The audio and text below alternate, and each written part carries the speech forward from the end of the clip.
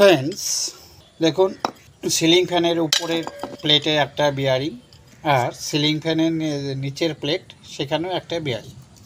এই ভিডিওতে আপনাদের দেখাবো যে আপনারা বাড়িতে আপনাদের যে সিলিং ফ্যানগুলো আছে সেগুলোতে আপনারা নিজেরাই কিভাবে বিয়ারিং পরিবর্তন করবেন সেটাই দেখাবো। দেখুন এখানে দুটো বিয়ারিং আছে, নিচের কভারটাতে একটা এটা আর উপর কভারটাতে এটা, অর্থাৎ একটা বিয়ারিং একটু ছোট সাইজে দেখতেই পাচ্ছেন আর একটা বিয়ারিং অনেকটা বড়।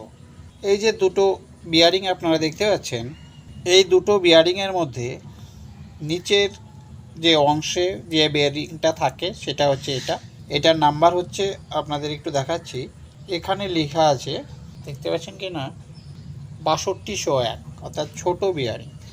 এই 6201 বিয়ারিংটি ফ্যানের নিচের প্লেটে থাকে, নাম্বার হচ্ছে 6201। আর এই যে বিয়ারিংটা দেখতে পাচ্ছেন এটা বড়, এটার নাম্বার হচ্ছে 6202।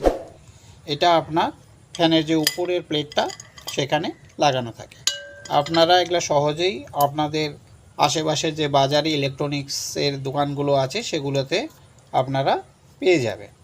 অর্থাৎ আপনাকে গিয়ে বলতে হবে যে কত নাম্বার বিয়ারিং আপনার প্রয়োজন।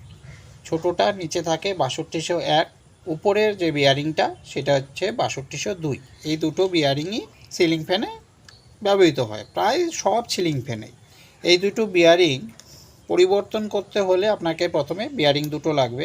তারপর আপনারা কি করবেন, যে অংশে বিয়ারিং লাগানো থাকে সেই অংশটাকে কাপড় দিয়ে ভালো করে মুছে নিন। অনেক নোংরা থাকে এখানটায়, কোনো একটা কাপড়ের সাহায্যে এটাকে মুছে পরিষ্কার করে নিন। এরপর এই যে বিয়ারিংগুলো, খুবই ইজি প্রসেস, বিয়ারিংগুলো খুলে নিলেন, নেওয়ার পর এখানে বসিয়ে দিলেন। এটা হচ্ছে নিচের প্লেটটা, কিন্তু বসিয়ে দেওয়ার পর হাতের উপরে নিয়ে চারো সাইডে হালকা হালকা আঘাত করুন, 4-5টা পিঠ সমানভাবে আঘাত করবেন। এক সময় দেখবেন আওয়াজেই বুঝে যাবে, অর্থাৎ আওয়াজটা আপনি বুঝে যাবেন যে বিয়ারিংটা এখানে বসে গেছে কি না। দেখুন আওয়াজটা কীরকম হলো, অর্থাৎ এই বিয়ারিংটা কিন্তু বসে গেছে। ঠিক সেম প্রসেস, বিয়ারিংটাকে খুলে নিন।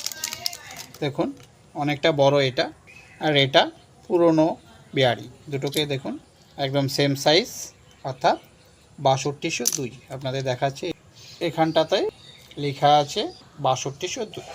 এই বিয়ারিংটাকে আমরা ফ্যানের যে উপরের প্লেট সেটার মধ্যে ইনস্টল করব।